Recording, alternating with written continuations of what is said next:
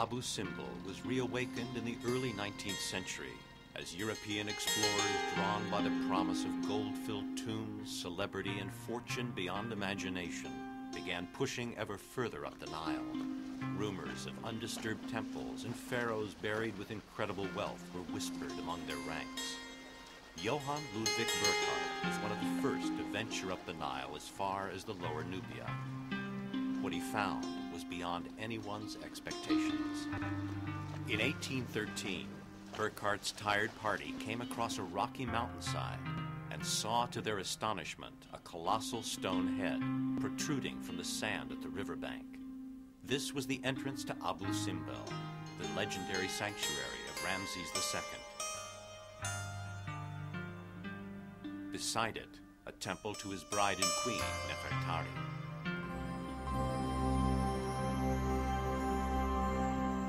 In 1290 BC, Ramses ascended the throne after the death of his father, Seti I. The coronation marked the beginning of a prosperous reign that was to last for 67 years.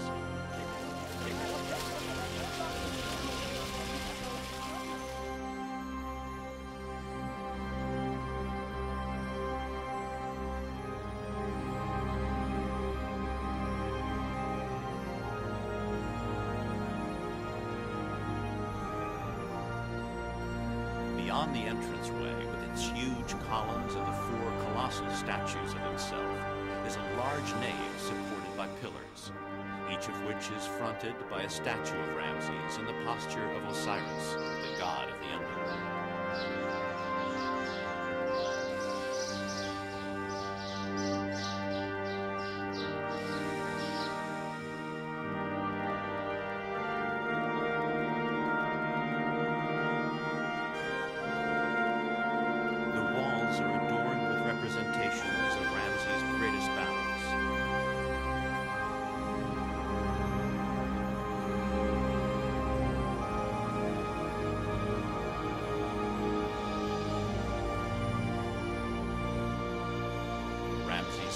Sits among the gods in the central chapel of this temple.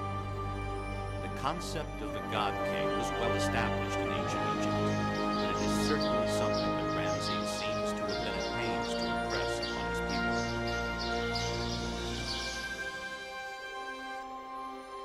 Scroll ornaments, effigies, and descriptions of his battles are found in temples all over Egypt.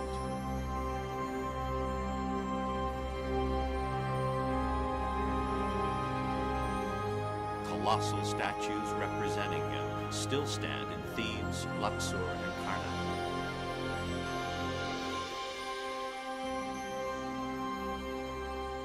Prosperity in a pharaoh's time is often reflected in the amount of temples built during his reign. And by that measure, Ramses' tenure must surely have been one of the most successful.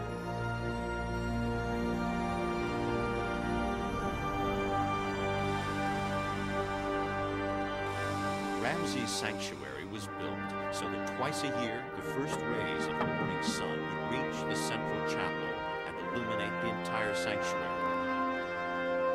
Festivities were organized on these days to celebrate the pharaoh's marriage to Nefertari. Nefertari had her own smaller temple built to the left of the entrance.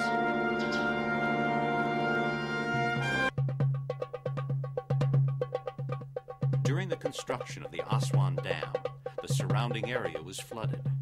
Ramses' temple was in danger of disappearing to the bottom of Lake Nasser. Thanks to an outstanding engineering effort, the whole complex was moved 210 meters away from the lakeshore. Lifted by 60 meters and placed in an artificial mountain.